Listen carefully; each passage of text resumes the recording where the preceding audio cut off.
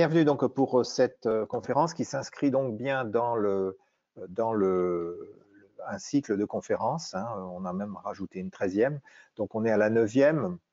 Donc je peux vous rappeler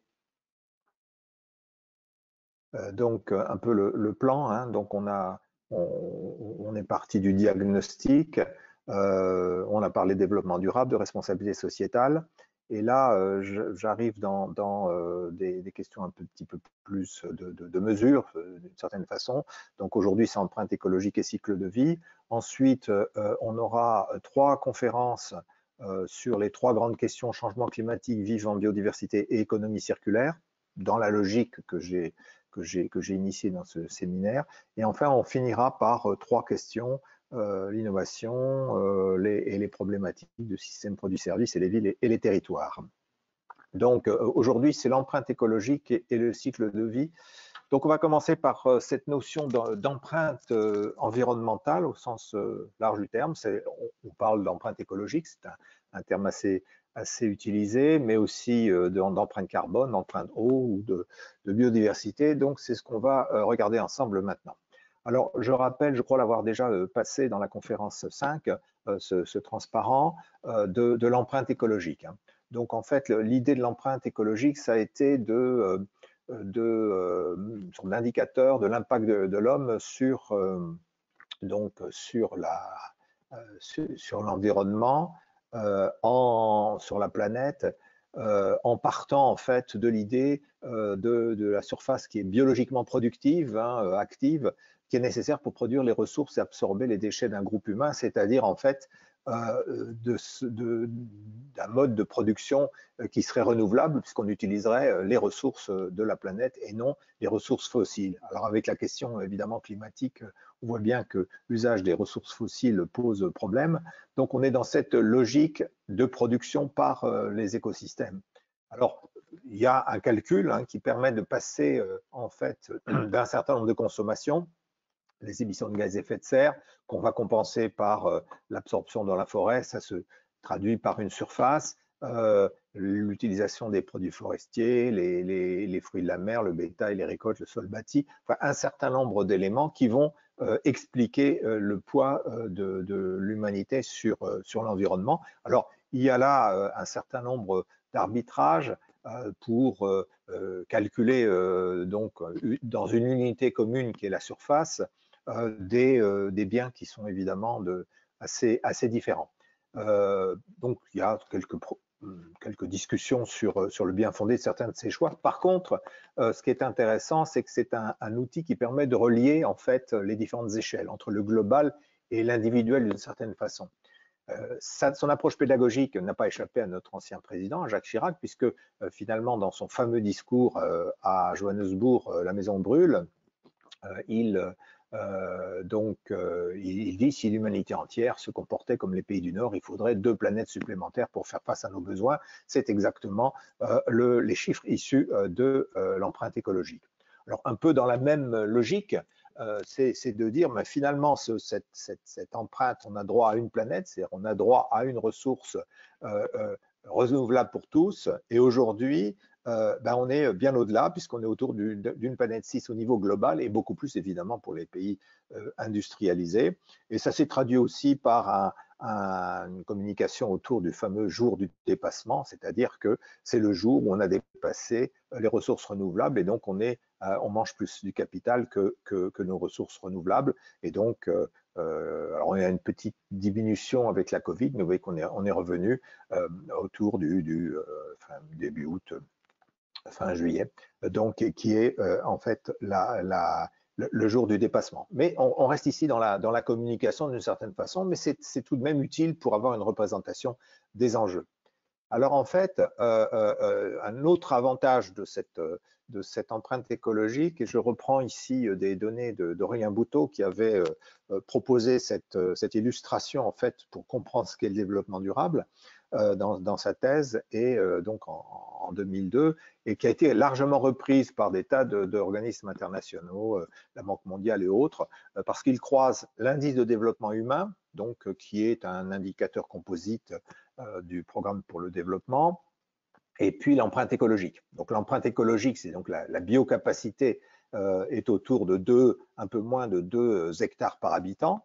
Et donc on peut, pour regarder les consommations des pays, regarder combien ils mobilisent d'hectares finalement en termes, enfin leur consommation mobilise d'hectares. Et puis l'indice de développement humain qui fait la synthèse entre le PNB, entre l'accès à la formation, enfin il y a un certain nombre d'indicateurs, c'est un indicateur composite. Et les Nations Unies, le programme des Nations Unies pour le développement a donné un objectif de 0,8 comme étant l'indicateur, enfin le niveau acceptable en matière de développement. Donc d'une certaine façon, être au-dessus de 0,8, ça veut dire qu'on est développé, et puis être en dessous de 2 hectares, ça veut dire qu'on reste dans la capacité de charge de la planète. Donc d'une certaine façon, le développement durable, c'est ce petit carré en haut, c'est d'être moins de 2 hectares et plus de 0,8. Alors quand on regarde, donc je remercie Aurélien Bouteau qui vient de me faire passer une actualisation récente de ces chiffres, on voit effectivement où se distribuent les pays. Donc il y a des groupes de pays, il y a des pays qui ont une empreinte écologique très élevée, on voit 7 à 8 hectares, Canada, Australie, États-Unis, Danemark, un certain nombre de pays, les Émirats arabes unis, vous voyez, on les voit très haut.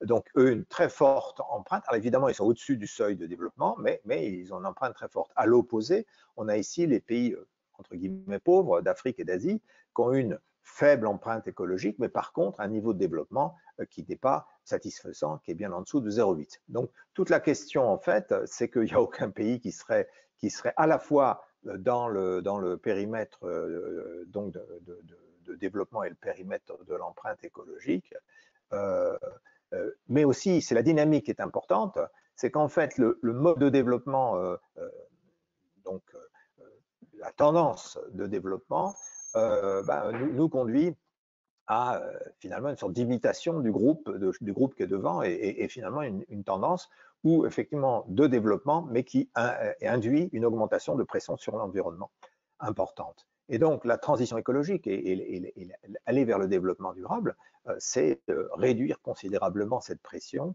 donc se développer pour les pays en développement, mais sans augmenter leur pression, et pour les pays industrialisés, et donc de diminuer considérablement. Et donc, quand on est diminué considérablement, on est dans des échelles par 3 ou par 4, et on le voit d'ailleurs sur un des éléments importants de tout ça, c'est évidemment le problème climatique, où aujourd'hui, les questions sont à quel moment on sera à zéro émission, donc à quel moment on n'aura plus de pression par le biais du climat, et donc zéro émission avec des courbes de diminution du genre moins 60% dans certains secteurs d'ici 2030 par exemple. Donc on est vraiment aujourd'hui dans cette logique de diminuer considérablement la pression écologique.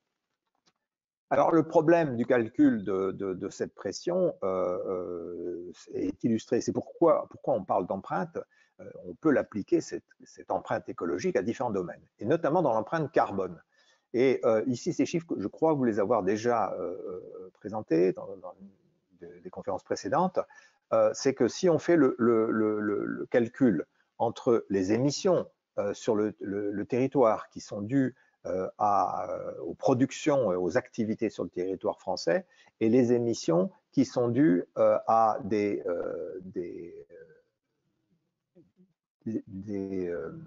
émissions de produits importés.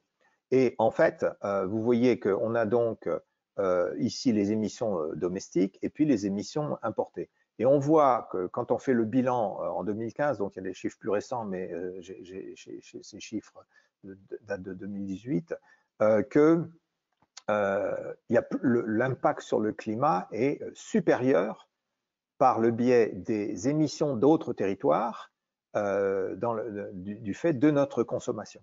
Et que donc, finalement, les contrats que l'on passe et les engagements qui sont pris lors des COP ne portent que sur cette partie-ci, sur la partie bleue. Et que donc, cette partie-ci, elle est dans les politiques comme si c'était dans l'engagement des autres pays. Donc, en fait, considérer l'empreinte écologique, c'est considérer réellement l'impact des consommations sur notre territoire, et donc c'est considérer ces flux. Donc on a aujourd'hui une responsabilité finalement à la fois de nos consommations, mais aussi de la façon dont ce que l'on consomme est produit sur d'autres territoires. D'où ce qui est en train d'arriver pour gérer cette partie-là, c'est d'essayer d'avoir des régulations qui permettent aussi, pas de sanctionner, mais du moins de prendre en compte ce qui se passe sur d'autres territoires et aller au-delà de ce qui est la souveraineté nationale que j'avais évoqué en tout début de ce groupe de séminaire.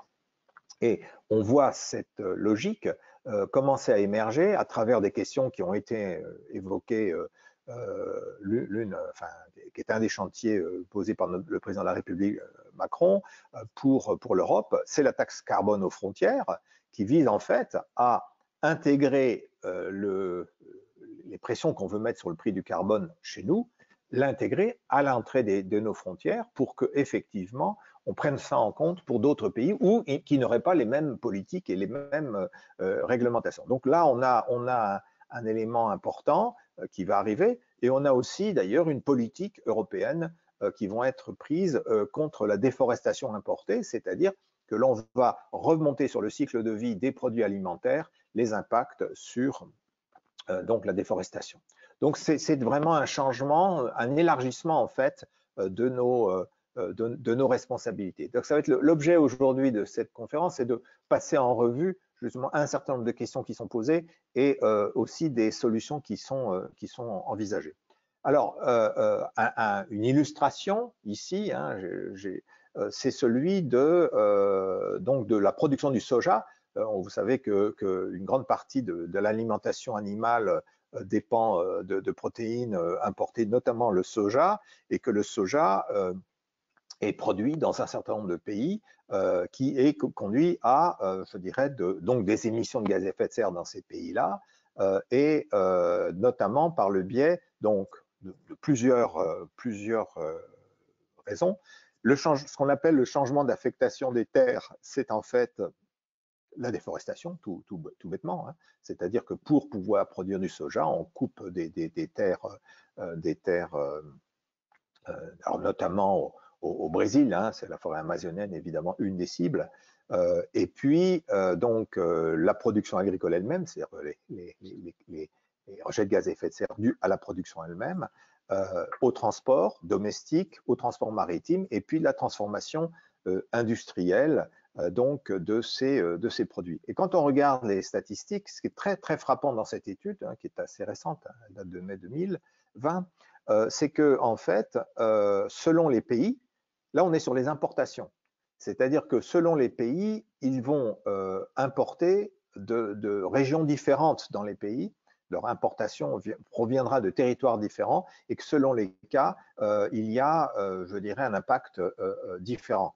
Entre l'Espagne, vous voyez, où la partie, il y a 0,8 tonnes, donc équivalent par tonne de soja, vous voyez donc ici, alors que d'autres approvisionnements, on voit ici la France ici, est bien inférieure, hein, est presque 5 fois ou 4 fois inférieure à celle de l'Espagne. Donc il y a une importance du sourcing et des conditions de production.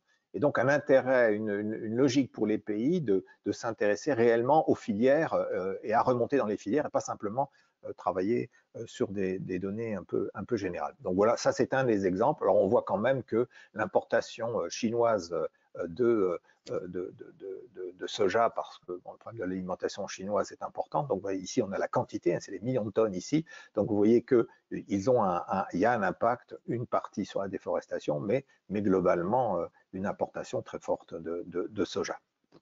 Donc voilà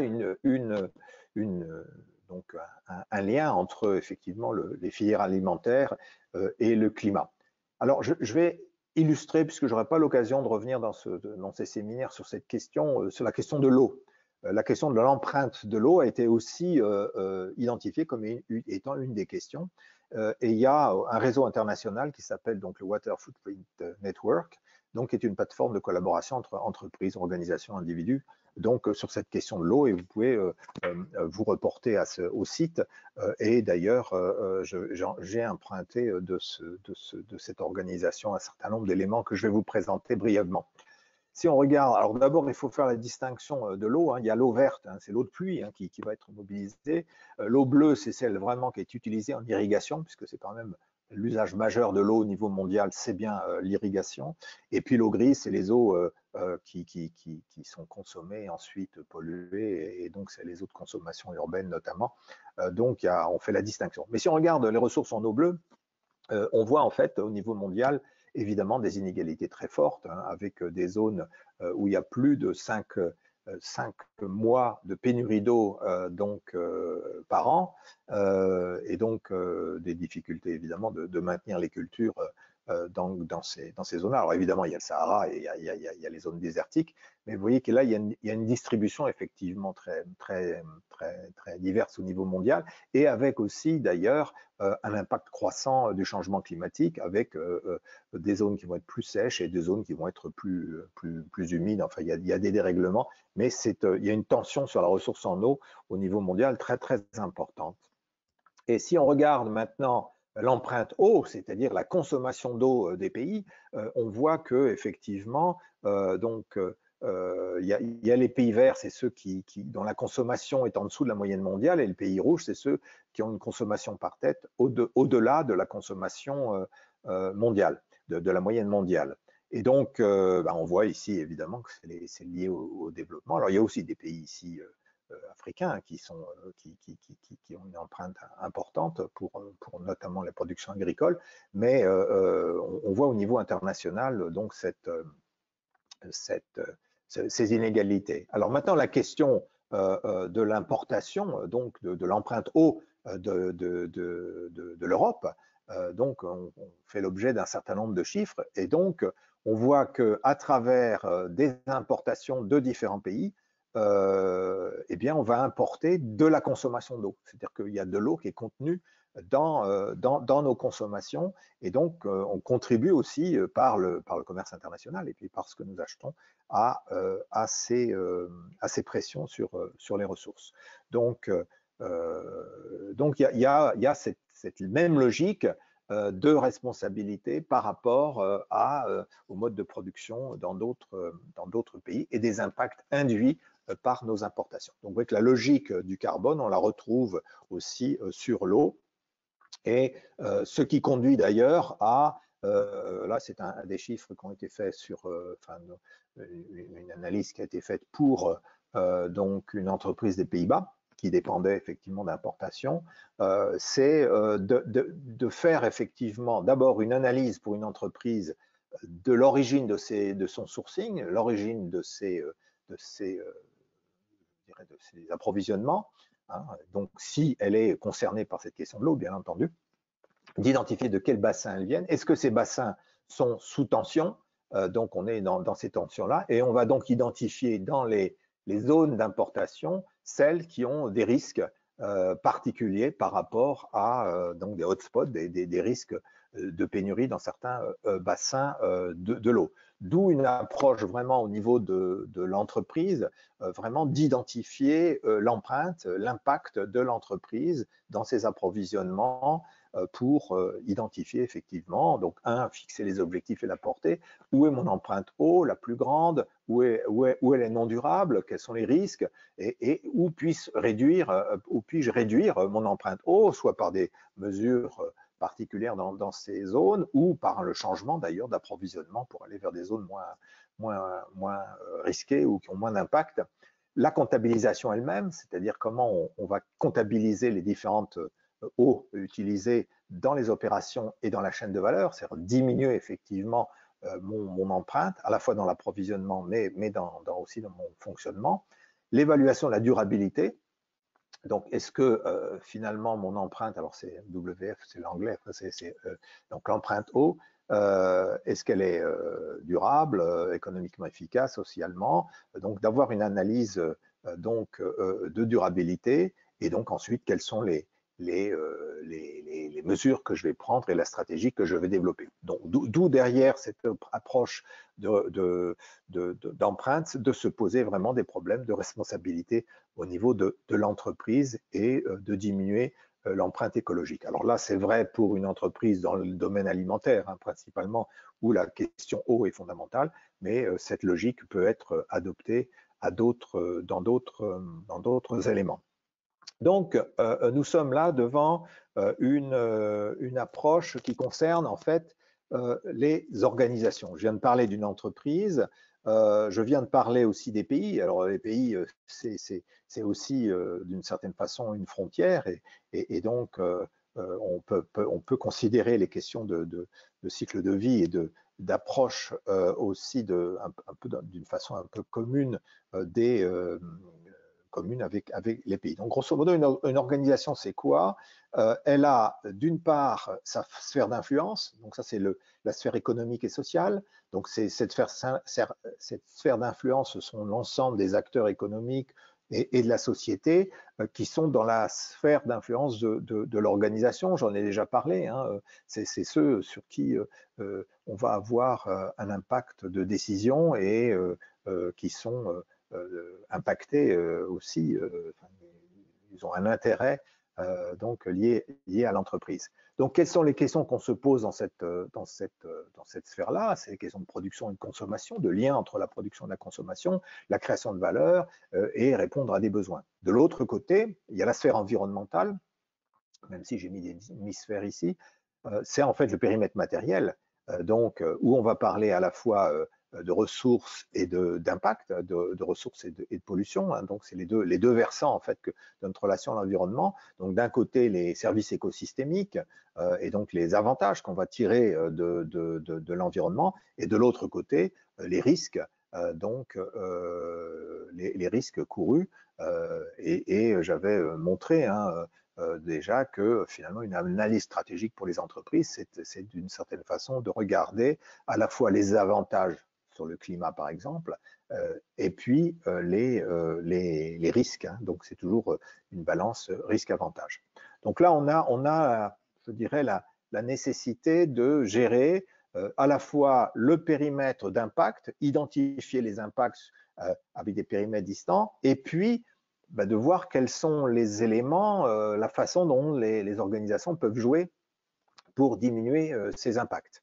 Et ça se fait principalement à travers évidemment les flux qui ont, et notamment les flux à travers le cycle de vie des produits et des services, hein, donc et des filières où on va considérer effectivement donc les flux et les impacts. Donc les impacts sont caractérisés finalement concrètement à travers le cycle de vie des produits et des services. Donc c'est un peu l'enjeu que l'on a, et on a là un élargissement en fait des responsabilités au-delà du périmètre pur de responsabilité juridique directe. Hein, c'est vrai, j'en parlais pour le climat avec les engagements du pays, de prendre en compte aussi des impacts qui ont lieu en dehors du périmètre juridique. Alors, je vais donner quelques éléments, mais sur cette question d'organisation. La question, c'est évidemment d'avoir une vision un peu plus large de système humain ou système naturel. Alors, j'ai mis métacouplé, je vous expliquerai ce que ça veut dire tout à l'heure, mais c'est effectivement, aujourd'hui, une des questions, c'est de dépasser dans la façon de concevoir les choses, de l'aspect purement circonscrit au niveau des pays ou purement circonscrit au niveau des organisations, mais d'élargir un peu la perspective dans une logique systémique. Mais ce sera la deuxième partie de notre propos. Donc voilà, je dirais ce qui est posé. Donc je vais, pour finir cette partie finalement plus organisation, évoquer comment on peut prendre en compte ces questions-là et avec qui. Alors, il y a la question des parties prenantes, hein, on en a déjà parlé. La question des parties prenantes, c'est finalement l'ensemble des parties qui sont impactées ou qui peuvent impacter l'organisation. Hein. Donc, il y a les deux sens. Et je vous rappelle qu'effectivement, la double matérialité, hein, ça consiste à se poser les questions. L'organisation, quel impact elle a sur les autres acteurs, la société et l'environnement, et réciproquement, comment l'environnement a un impact et les parties prenantes ont un impact sur l'entreprise et sur sa création de valeur. Je rappellerai qu'un des objectifs de la prise en compte dans la finance du développement durable, pour un certain nombre de référentiels, ça ne consiste simplement qu'à regarder comment on peut tirer parti de l'environnement et gérer les risques des évolutions négatives de l'environnement. Mais ce n'est pas, je dirais, des risques par rapport à l'activité économique, mais on ne regarde pas l'impact de l'entreprise sur la société. Donc, c'est plutôt comment le business peut intégrer les problématiques environnementales, mais pas comment les activités économiques sont en compatibilité avec l'environnement. Donc, c'est le débat entre la simple matérialité et la double matérialité que j'ai déjà évoqué. Alors, la question, là, j'ai pris un peu dans mes archives ce schéma parce qu'il était assez intéressant. Hein, il donnait une organisation en fait, des différents types de parties prenantes. Il y a celles qui sont dans la chaîne d'approvisionnement et c'est ce qu'on a longtemps d'ailleurs considéré pour je dirais l'intégration des questions environnementales en remontant effectivement aux matières utilisées en amont, etc. La chaîne de la valeur, elle intègre aussi l'aval. Donc, elle intègre les clients, les distributeurs, les consommateurs. Elle les intègre aussi sur la façon dont ils se comportent. C'est-à-dire que finalement, elle a une sorte de responsabilité conjointe et l'organisation s'intéresse aussi au devenir de ces produits, de ces services et quel est l'impact qui se fait en aval lors de l'usage. Et une question qui n'était pas, vous voyez, j'ai pris cette figure d'un des documents de l'ISO 26000 mais qui n'a pas été retenu dans la version finale, mais qui était dans la version de Committee Draft 1, donc qui était datée de 2008. Hein. Je rappelle que la norme est sortie en 2010. Mais donc, ce schéma me paraissait assez clair. Par contre, il manquait une chose aujourd'hui, vous voyez bien, on a le service déchets. Aujourd'hui, on est vraiment aussi à proposer un bouclage où donc les déchets, c'est la réutilisation, c'est revenir ici, de reboucler le bilan, alors que là, on était encore dans une vision ouverte hein, de cycle de vie avec une fin de vie donc de déchets. Et puis, il y a évidemment un certain nombre de parties prenantes du processus qui ne sont pas dans la chaîne de valeur, c'est-à-dire avec qui il n'y a pas de transaction financière, mais avec lesquelles, évidemment, il y a des tas d'impacts avec elles. Donc, voilà le panorama, je dirais, des parties prenantes telles qu'ils sont considérées. Donc, une partie des parties prenantes est dans le modèle économique et une autre partie est en dehors finalement de ce modèle économique direct. Alors, pour montrer un peu comment on se pose ces questions, je redonne ici des éléments qui sont tirés de la GRI, hein, de la G3, qui n'est pas la dernière, mais qui montre en fait quelle approche on peut avoir, c'est-à-dire quels sont les acteurs sur qui je joue et avec qui je vais pouvoir exercer une influence. C'est-à-dire que dans la chaîne de valeur, je vais avoir des parties que je vais pouvoir, je dirais, engager à avoir moins d'impact, c'est-à-dire à intégrer des activités hors de mon périmètre immédiat qui elles, ont un impact. Et comment je gère mon influence pour effectivement faire qu'on élargisse finalement le territoire et la diminution des impacts. Donc, vous voyez, la logique est proposée. Est-ce que vous avez une influence donc, est-ce qu'elle est significative est-ce que vous l'exercez? Et puis, à chaque fois, est-ce qu'il y a des impacts significatifs? Oui, non, etc. Et donc, tous ces éléments sont intégrés dans le rapport. Donc, vous voyez qu'on est dans une logique d'élargissement du périmètre du reporting pour la GRI en intégrant des éléments de la chaîne de valeur, principalement la chaîne de valeur, qui puisque l'influence, elle se fait souvent par le marché, hein, c'est sans doute la première des relations hein, d'influence, c'est le contrat. Hein, je traite avec vous, donc je vais vous influencer sur la façon dont vous produisez. Et donc, c'est une façon d'intégrer l'élargissement en fait de l'influence et donc de passer à une empreinte, hein, à s'intéresser plus à l'empreinte, c'est-à-dire au-delà de mon périmètre direct de responsabilité. Alors, sur le cycle de vie, puisque j'ai dit qu'on était sur le cycle de vie, c'est une question, alors je ne vais pas m'étendre ici, puisque c'est le cœur du travail du pôle, hein, c'est justement de maîtriser ces outils et de les proposer. On voit d'ailleurs que les différentes catégories qui sont utilisées traditionnellement pour la CV, le cycle de vie, bon, eutrophisation, acidification, écotoxicité, effet de serre, énergie non renouvelable, ressources rares, ozone troposphérique et toxicité sont plus ou moins liées aux questions de pollution, de climat, de ressources, de biodiversité, elles-mêmes indirectement contribuer. Donc on n'est pas exactement raccord avec ces grandes conventions, mais on retrouve des éléments évidemment essentiels.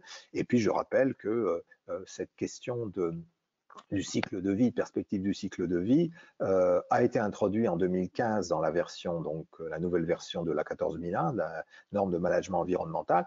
Et là, on va retrouver exactement la même logique de regarder au-delà du périmètre, puisque jusque-là, on était sur le périmètre de l'organisation, et à travers le cycle de vie, l'organisation, donc l'entreprise, se pose le problème des entrées et des sorties, donc du cycle de vie de ces produits. Donc la 14001 éclate finalement le côté, je dirais, de la limitation au périmètre de l'entreprise ou du site industriel pour regarder les entrées et les sorties. Alors, il y a aussi la norme 14040, qui était antérieure d'ailleurs, mais qui établissait les principes et le cadre de l'analyse du cycle de vie. Donc, on est aussi dans cette logique avec la 14001, donc de cette ouverture à ce qui rentre et à ce qui sort, et donc aux impacts en dehors direct de l'organisation. Dernier point, hein, donc je ne vais pas en faire le cœur de la discussion, mais il y a aussi cette question de la gestion du cycle de vie, c'est aussi la création de valeur et les coûts du cycle de vie. Alors là, on n'est plus sur le cycle de vie d'un produit donné pour un utilisateur, mais on voit bien qu'il y a le prix, il y a le coût de possession, avec le coût d'acquisition et d'utilisation et de fin de vie. Donc ça, c'est vraiment l'organisation. Les coûts et bénéfices et risques donc, qui sont induits, qui sont liés à cela. Et puis, il y a les externalités, c'est-à-dire qu'on passe à la société ici. Il y a à la fois les coûts induits sur les autres acteurs et enfin l'ensemble des coûts et des impacts qui ne sont pas directement monétisables. Donc, on a parmi les outils d'approche, effectivement, il y a des outils économiques, mais ils ne portent que sur une partie partielle finalement de l'impact. Donc, si on ne reste que dans les externalités, enfin, dans l'organisation, on va être sur des coûts-bénéfices de l'organisation. Si on se pose le problème des externalités et donc de ce qui se passe dans la société, vous voyez, on élargit le périmètre. Donc derrière l'élargissement des périmètres, il y a aussi l'élargissement de perspectives économiques. Alors certains proposent d'utiliser les outils économiques et les prix externes pour les réintégrer dans le cycle. Hein. C'est l'idée finalement à travers la taxe carbone par exemple, en disant il y a un prix induit du carbone, et bien on va faire payer aux utilisateurs un prix équivalent de ce qui coûte pour la société. Le problème, c'est qu'il y a beaucoup de limites dans ces calculs, mais ça doit rester quand même dans les perspectives. Donc voilà, je dirais la première partie de ce que je voulais vous dire et qui est liée en fait à la question des organisations. Je vous propose peut-être qu'on puisse faire non, il n'y a rien dans le chat pour l'instant. Est-ce que dans cette première partie, il y a des commentaires, puisqu'après j'irai un peu plus loin pour ouvrir des champs autour des problématiques de système et de compréhension de cette question des systèmes qui nous sera utile par la suite dans les conférences ultérieures. Est-ce qu'il y a déjà sur cette première partie des commentaires et des questions? N'hésitez pas, vous prenez le micro et... Oui. Qui souhaiterait prendre la parole? Oui. Est-ce que vous m'entendez? On vous entend très bien. Oui. Alors, peut-être vous présenter. Très bien, merci. Bonsoir. J'aimerais poser une question sur la définition des parties intéressées. On me pose souvent des questions. Oui. Partie intéressée dans la 14 001, partie prenante dans la 26 000. Et on me dit, surtout pour, par exemple, hein, pour des industries agroalimentaires ou des forestiers, et pourquoi dans les parties prenantes ne prenons-nous pas les végétaux ou les animaux? Ah oui, alors effectivement, c'est une, c'est une vraie question. On l'a résolu dans l'ISO 26000 en ne limitant pas justement la responsabilité sociétale aux parties prenantes.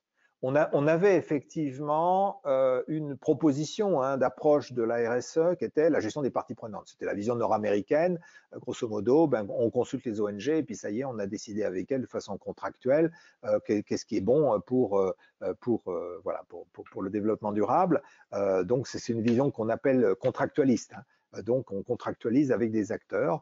Et donc, c'était un peu la proposition qui avait été faite pour l'ISO 26000, c'est d'en faire un, un système de management des parties prenantes, quoi, pour faire simple. C'était cette idée-là. Donc, il y avait d'ailleurs des normes qui étaient dans cette logique-là. Et là, ça a été la grande discussion de l'ISO 26000, c'était de dire non, on ne se limite pas à ça. Il y a les parties prenantes, mais il y a aussi l'environnement et la société qui dépassent les parties prenantes. Et que donc, on doit adresser les questions sur les impacts sur la société et l'environnement sans avoir besoin d'avoir des acteurs qui les portent. Parce qu'il y a eu un débat, effectivement, de savoir est-ce que finalement les comment dirais-je, les acteurs absents ou faibles, etc., et les plantes, est-ce qu'elles doivent être des acteurs?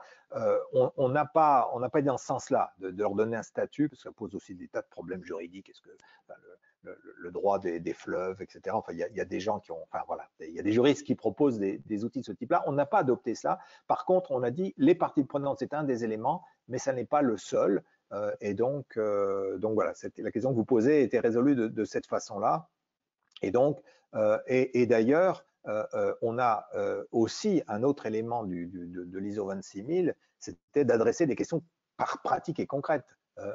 Donc de la substance des choses, d'adresser les questions de biodiversité, d'eau, etc. Enfin, il y a un certain nombre de questions pratiques qui sont envisagées, et c'est celles-ci qu'on doit gérer, et pas simplement l'opinion des parties prenantes. Donc voilà, donc je ne sais pas si j'ai répondu à votre question, mais c'est pas l'idée de faire des parties de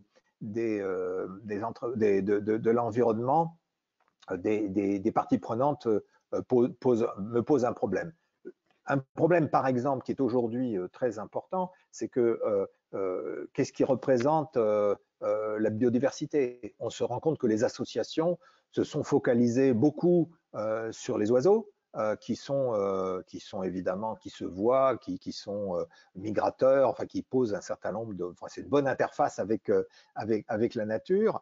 Vous avez des naturalistes déjà sur les insectes, enfin il y en a moins. Et puis alors là sur la partie immergée, c'est-à-dire le sol, aujourd'hui, il n'y a pas de porte-parole du sol et des vers de terre, ça n'a pas de sens. En revanche, ni d'association là-dessus. En revanche, on voit qu'aujourd'hui, c'est un des éléments fondamentaux de la connaissance des écosystèmes et du moteur, en fait, de la biodiversité. Donc, en fait, il y a une analyse scientifique.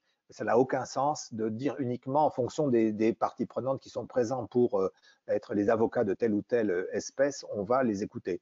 Alors il y a l'ours, il y a un certain nombre d'acteurs qui se mobilisent pour certaines espèces emblématiques, mais on ne peut pas rester là-dessus. Et d'ailleurs, un des débats qui a eu lieu à l'intérieur de l'ISO 26000 a été porté notamment par le représentant des syndicats qui disait fort justement on ne s'occupe pas du problème du travail des enfants et du statut des enfants parce qu'il y a un syndicat des enfants pour discuter avec nous, que c'est les textes juridiques qui protègent les enfants et que c'est par rapport à ces institutions que l'on se situe et pas par rapport à une éventuelle interaction avec ces acteurs. Donc voilà, j'ai peut-être été un peu long. Merci. Y a-t-il une autre question?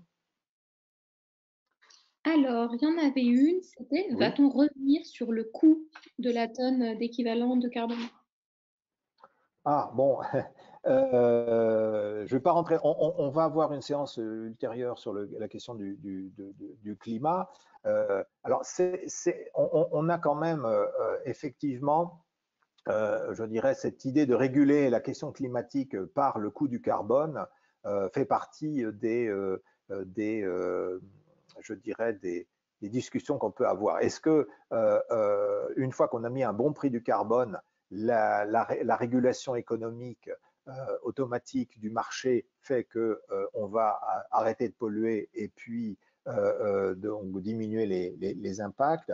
On a vu les limites opérationnelles que ça a, parce que selon les types d'acteurs, le coût de l'impact du coût carbone n'est pas du tout le même.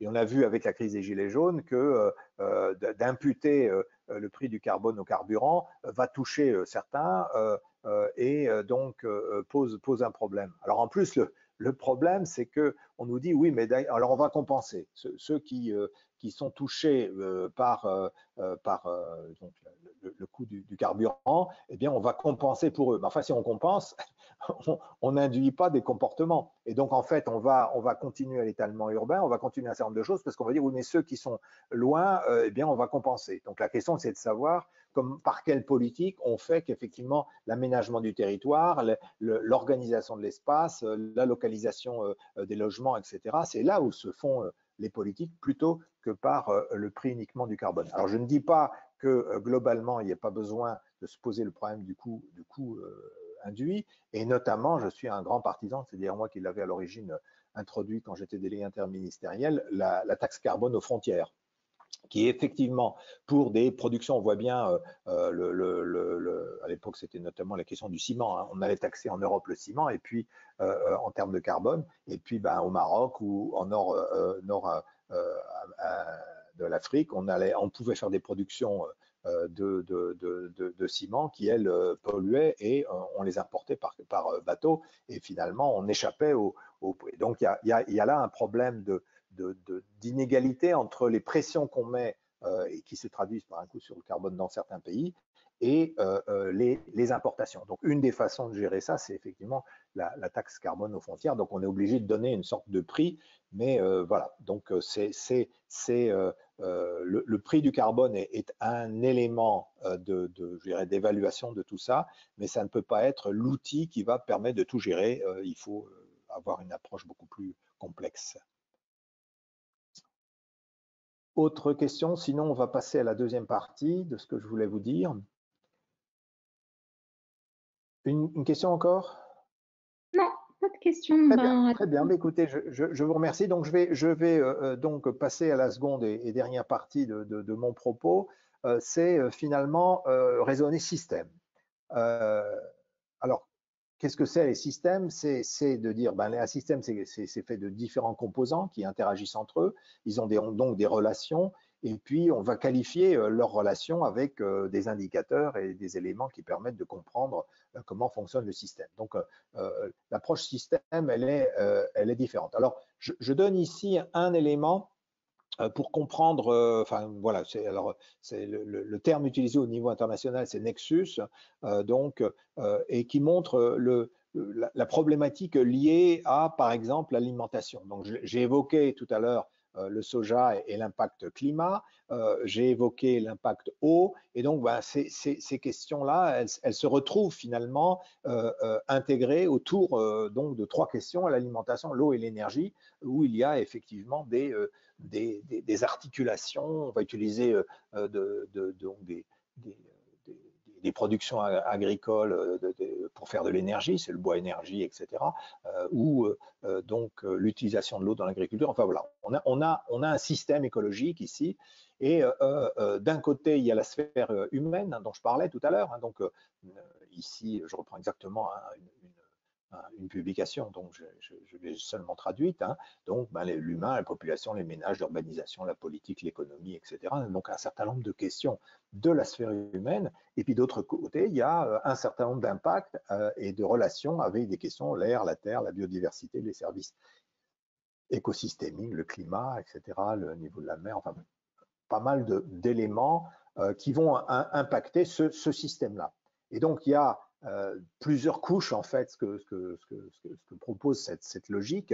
Il y a plusieurs couches. Il y a à la fois le système à une certaine échelle, où il parle d'intra-couplage, c'est-à-dire que le couplage a lieu à un certain système, donc ça va être dans une région, dans un lieu de production. Donc on va avoir là des synergies entre ces différents éléments.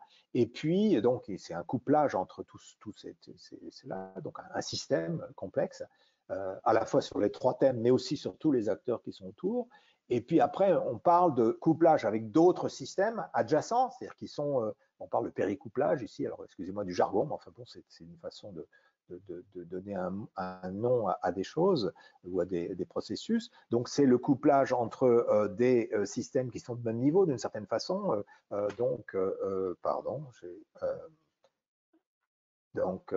Des systèmes qui sont de même niveau. Et puis il y a ce qu'ils appellent le télécouplage, c'est le couplage avec l'échelle supérieure, avec donc des différents niveaux organisationnels. Et donc le télécouplage, ça va être le marché mondial et les échanges au niveau international. Et donc toute cette question entre les échelles et les aspects systémiques au niveau d'un territoire se retrouve à différents niveaux. C'est comment gérer ces systèmes. Et là, on va être donc dans une logique qui est différente de celle des systèmes, des organisations que j'avais évoquées auparavant. Dans les organisations, ça peut être les entreprises comme les États d'ailleurs, donc il y a les activités sur lesquelles qui sont à l'interne, il y a les activités sur lesquelles on a une influence significative, et puis j'ai repris le jargon de la GRI, hein, et puis ceux sur lesquels on a une influence seulement notable. Donc l'organisation est centrale, elle gère sa compétence et son périmètre de responsabilité, donc elle va gérer par son influence, élargir son périmètre. Quand on est dans une logique système, on est dans une logique différente. C'est-à-dire qu'on a dans un système différentes organisations, qui sont des acteurs, ça peut être différents types d'éléments, mais qui sont en relation les uns avec les autres sans que vraiment il y ait une réelle autorité. Alors il y a de l'influence les unes avec les autres, il y a des relations, mais il n'y a pas une autorité. Et donc on pose les questions de façon différente. Alors je donne 2 exemples que je vais développer dans des séances qui seront je dirais, consacrée à cela. La première, c'est celle des systèmes produits-services. C'est-à-dire qu'on va avoir dans un système produit-service, c'est-à-dire depuis les matières premières jusqu'à la fin de vie, un certain nombre d'acteurs économiques qui vont intervenir. Alors, soit il y a des modèles de servicisation où c'est le même qui fait tout, qui gère l'ensemble et qui gère la fin de vie et qui glisse du produit au service, c'est-à-dire où c'est vraiment le service qui est vendu. Donc là, il y a des modèles économiques de ce type-là. Je développerai ça de façon beaucoup plus précise. Mais les intervenants peuvent être aussi, le long de la chaîne de valeur, gérer de façon contractuelle les différentes fonctions du produit-service. Donc on n'est plus dans une hiérarchie, mais dans une contractualisation de liens réels établis dans ce système produit-service. Je développerai cette question dans une séance à venir. Je crois que c'est la 12. Et puis, la même chose sur les territoires. La question qui se pose aujourd'hui de plus en plus, c'est au niveau des territoires, c'est que, grosso modo, une collectivité, son impact sur l'effet de serre par rapport à ce qu'elle peut faire dans ses bâtiments, dans son fonctionnement, dans l'utilisation de la gestion de ses services, c'est 5% de l'impact du territoire. 15%, c'est à travers les politiques elles-mêmes, c'est-à-dire la politique en matière énergétique, de déchets, de transport. Enfin, il y a un certain nombre d'éléments où la collectivité a une compétence, donc elle va pouvoir agir sur ses compétences et en utilisant son autorité. Et puis, il y a le reste. Donc, vous voyez, 5, 15%, il y a 80, 70 ou 80% qui sont des émissions et des impacts qui ont lieu par des acteurs privés, sur lesquels la collectivité n'a aucune autorité. Et donc, il faut raisonner en termes d'engagement, si on veut raisonner au niveau du territoire, sur la façon dont s'engage l'ensemble des acteurs du territoire, d'une façon qui soit beaucoup plus contractuelle que hiérarchique en matière d'impact. Donc ça, c'est les questions que je vais évoquer et est proposé par la suite. Et donc, pour finir cette vision que je voulais ébaucher dans cette séance où on était avec l'empreinte d'aller au-delà des périmètres de responsabilité directe, hein, donc de continuer. Donc, il y a à la fois les systèmes adjacents, c'est-à-dire des systèmes du même type avec lesquels il y a des relations. Ça peut être d'ailleurs des territoires, entre un territoire urbain et un territoire rural, où il va y avoir des échanges, des services écologiques provenant du territoire plus rural, et donc qu'on considère ces questions-là. Et puis, il y a un métasystème finalement qui est au-dessus et qui peut coordonner, gérer ces systèmes-là. Donc, vous voyez que là, on est dans une logique assez différente. On n'est plus dans une logique centrée sur l'organisation et qui élargit plus ou moins son influence, mais sur des coordinations, des processus plus complexes. Et ça, c'est la question vers laquelle on s'oriente et que les questions, c'est les chantiers à venir. Et là, j'ébauche plutôt des questions que de donner des solutions.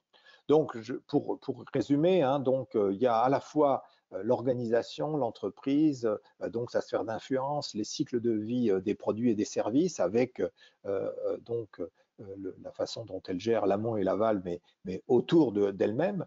Et puis l'approche des systèmes, donc les systèmes produits-services, donc où plusieurs entreprises ou acteurs économiques sont en lien contractuel, avec d'ailleurs des acteurs privés et publics, parce qu'on voit bien qu'à travers la mise en place d'économies circulaires, par exemple, eh bien, il y a aussi des acteurs privés, des acteurs publics qui peuvent contribuer à produire cette valeur collective donc de recyclage et d'organisation d'ensemble. Donc il y a des systèmes hybrides donc public-privé dans cette logique-là. J'en parlerai donc dans la séance 13.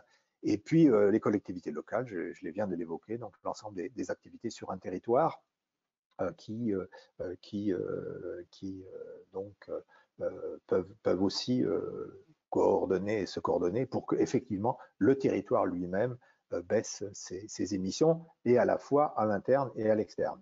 Alors je vais citer pour finir hein, cela, et puis donc puisqu'on est en train d'ouvrir un peu des pistes, hein, j'ai eu l'occasion de co-diriger une thèse donc de Joe Alberti là, qui a passé sa thèse à Barcelone sur justement le cycle l'ACV pour les villes. Et donc l'idée étant effectivement de qu'est-ce que ça veut dire l'ACV des villes, c'est-à-dire comment on va pouvoir prendre en compte les empreintes, l'empreinte écologique plus large, c'est-à-dire les entrées et les sorties de ressources. Alors ça pose deux grandes questions.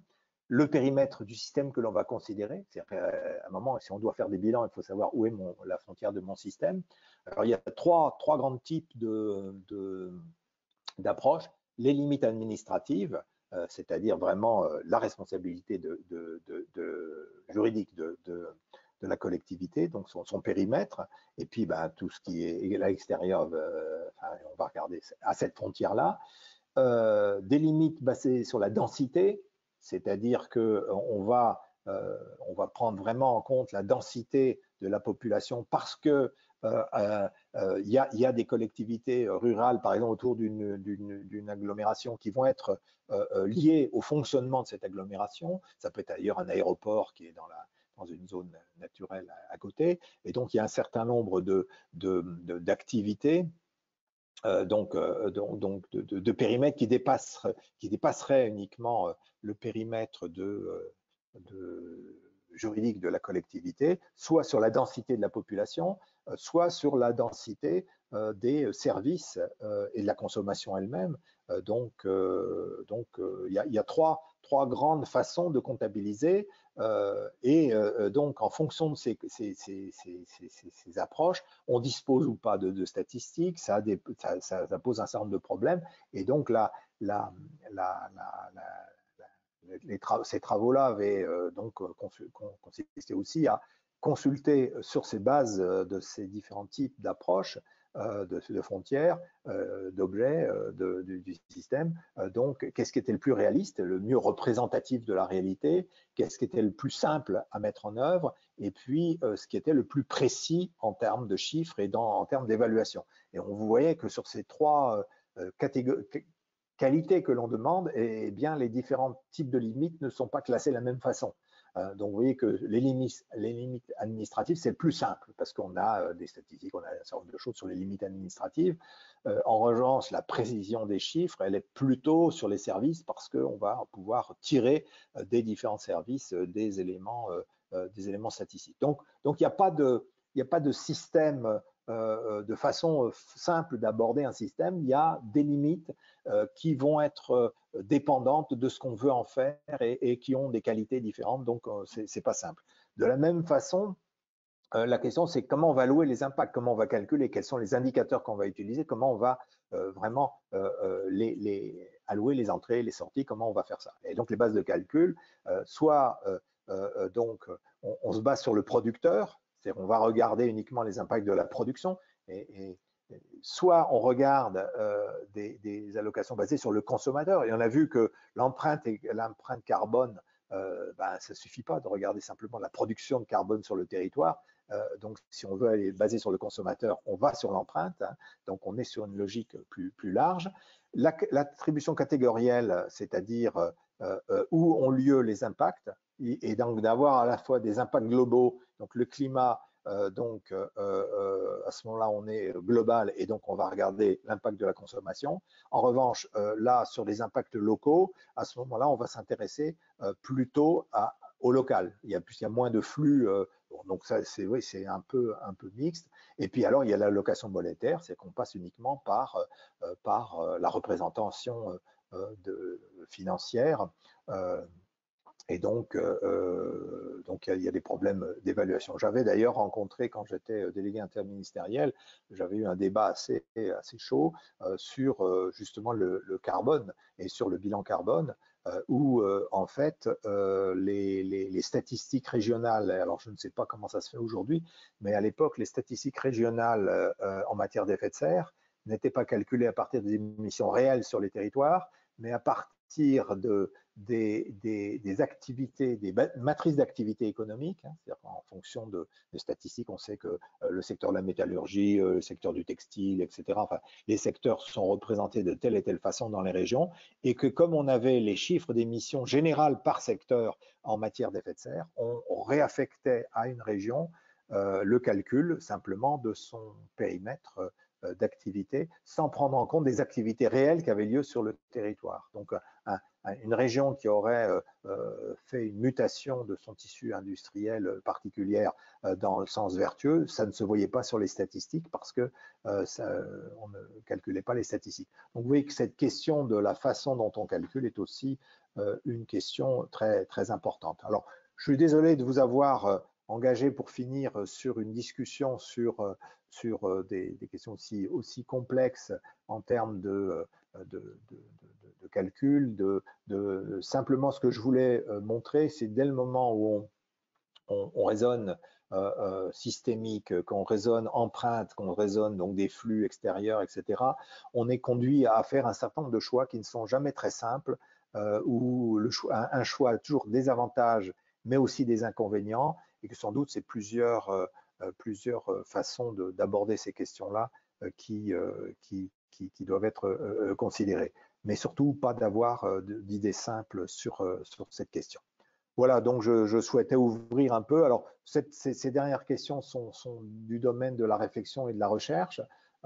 Et donc, nous, on souhaiterait effectivement, au niveau du pôle aussi, de pouvoir faire évoluer un certain nombre d'outils, de méthodes et de réflexion pour prendre en compte ces questions-là, parce que pour l'instant, le cadre normatif, les questions dans lesquelles enfin, les outils qu'on utilise n'ont pas encore pris toute cette ampleur et cette perspective. Donc, on est vraiment un peu dans la prospective à ce que je viens de vous évoquer.